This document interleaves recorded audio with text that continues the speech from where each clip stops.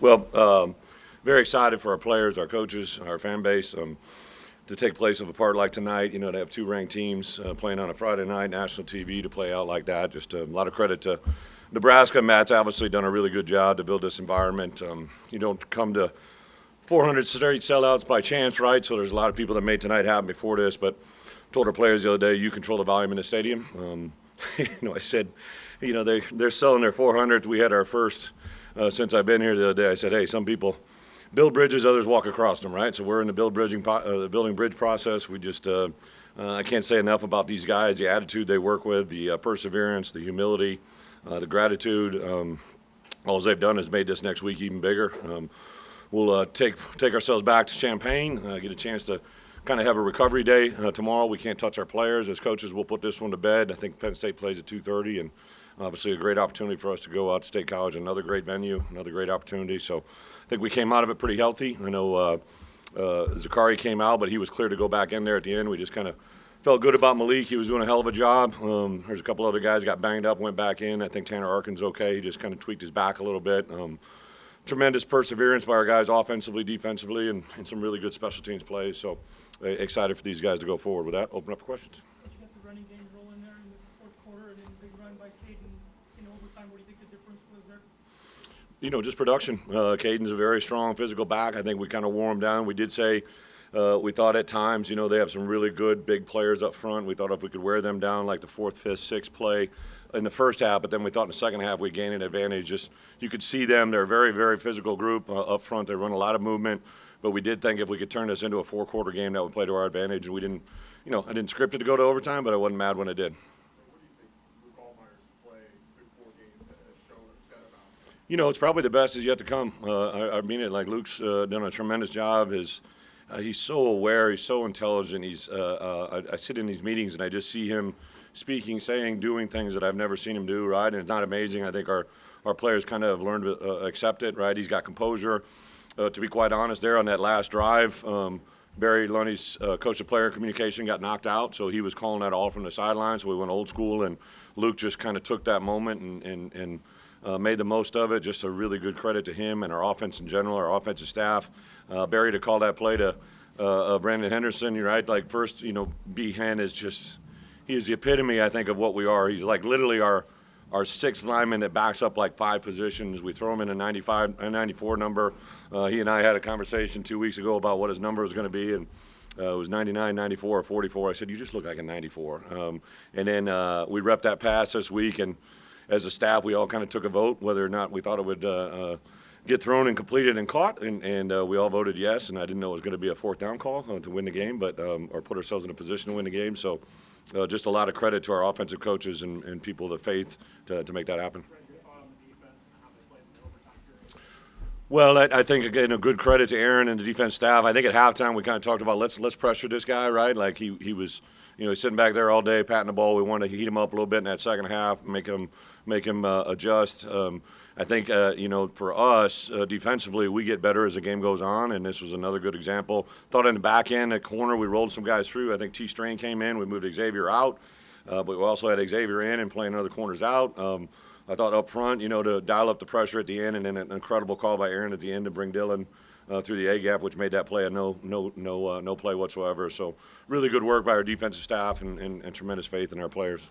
You've had some really good wins, obviously, the line, but where's this one kind of standing? It's the next one on the docket, right? Like I think our guys have done a really good job of just taking everything in. I'm not going to downplay it. You beat Nebraska at Nebraska in a ranked game, and nobody else thought I think all you guys picked against us, right? So I think that's just I think our guys love that, right? Like I think the ability to overcome and persevere, but more than anything, like they're so coachable. Again, we knew this was going to be a hot night game. I think Melvin had a couple cramps, but other than that, our guys handled it pretty well. A tremendous thing. I think our guys just overall, like we kind of have talked about, and I know sometimes even in the media that you guys have asked about last year, and they kind of just drop it, right? It's not – they just have moved on, moved past, and moved on to the future. And obviously tomorrow we can't touch them by NCAA rules, but my guess is I'll probably have a large number of guys through the building tomorrow, soft tissue recovery, get themselves right, watch this game. We'll put it to bed on Sunday and flip the script to Penn State pretty quick. What's the key to stacking? It's like 2 years ago, it was stacked. Yeah. What's the key to being Well, we got to stay healthy, which I think we did that, right? But also when guys pop in, I thought Malik Elzy today, right, comes in and just played awesome. Here's a guy that, a highly recruited player that came in last year, did some things, but this year he's just been awesome. But obviously Zakari's done some things, and Malik just kept persevering. And there is nobody at practice that cheers harder than Malik Elzy, right? And his moment didn't come until today in the fourth quarter against a ranked opponent against Nebraska, and look what he did, right? Like just another great story. There's so many of them. I tell our guys all the time, for me as a head coach, the gratitude that just to be in this moment with them is absolutely all. I've been doing this a long time, but I can't say as I've ever enjoyed as much working with these guys on the highest of the highs and the lowest of the lows. It's just a lot of fun. Right after your interview on TV the game, and you kind of made a beeline for Aaron.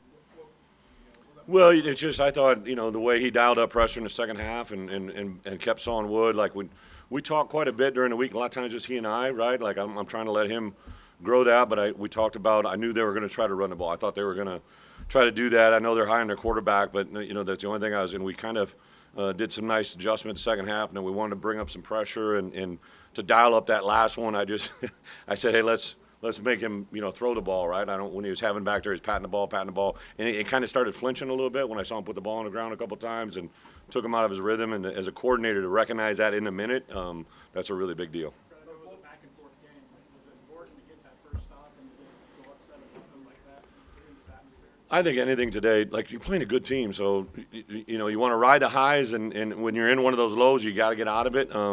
That's why kind of at the end of half, I'm like, hey, let's just go in. We're getting the ball at the second half. They had a nice big hit. There was two really big hits. They hit a cover two hit, and then they hit a little Y, over route. Ryan fell down. There was the one in the end zone that I challenged. I really thought he stepped out of bounds, but obviously he didn't. So we gave him two. In my opinion, we gave him two scores that were just lack of fundamental things. There was a play Miles just barely missed in the first half that I think if he's in that same position, he makes it 10 out of 10. But obviously our guys persevered. Go ahead. What was your first impression of playing Dylan Raiola? Well, first, going into it, I've known his uncle forever. I was at one at Wisconsin. I read about him in all the press clippings. He's obviously a very talented player. Going into this game, you could see he could throw the ball around a little bit. I thought they've done a really good job of game planning and making him be successful. But I think our guys during the course of the game really began to understand what pressure would do to him. And unfortunately, we're probably going to see him several other times. I think Nebraska will go on and win a lot of games. And I just think this is a really good football team offensively. They got a good defense. They're very opportunistic. They got a good kicking game. They got an excellent coaching staff. So I'll give a lot of credit to them. You mentioned the pre-snap penalties last week. It may be an issue. I mean, just 3 penalties tonight. How do you feel about you guys? Well, I wasn't happy with the 3 penalties, but I thought we preached on it all week.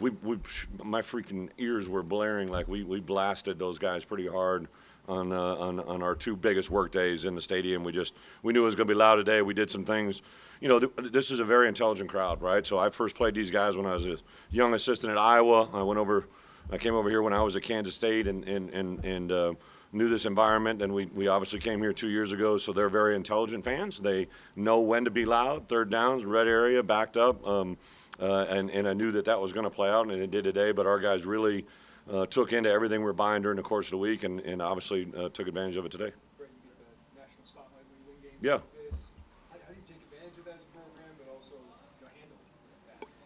Well, it's 10:50, so limited calls tonight, but tomorrow we'll come in and work as a staff, and then I'll probably let the guys go somewhere around the start of the Penn State game, and then I think I'll be very active on our top recruits, top priorities. We started to gather a lot of attention a couple weeks ago, but really for us, it's kind of works out. We knew that this schedule laid out 5 weeks bye week, 4 weeks bye week 3. We have 6 rematch games. 2 of them are behind us, right, and we're able to gather the first 2. So everything's kind of positive, but to go play at Penn State, whatever this game gets slotted into, it's going to be a tremendous challenge. They're a very good football team, and to get this opportunity is just awesome. Last one. Coach, follow up on that from a minute ago. Yeah. What do you think allowed them to pass so well in the first half? And then was it simply just the pressure that changed things in the second? No, first off, they're very good. I think the quarterback's a good player. The wide receivers are good players. They were opportunistic. There were some zone things that they were settling in behind our linebackers, so we kind of dumped them right over the top. You can literally see this quarterback get better every play, right? If you're a Nebraska fan, obviously the bad news is you lost tonight, but the good news is you got a quarterback who literally probably gets better every practice. And from everything I've been told about him, his demeanor, his work ethic, I know just listening to Matt talk about him, usually a head coach doesn't go over the top the way he does, right? So, like, if he's saying that, that must mean he believes in him, putting their whole program behind him. Obviously, I know what went into getting him here, right? Like, I mean, there's a lot of moving parts, so there's some things that they're hopefully going to pay dividends for him in the future.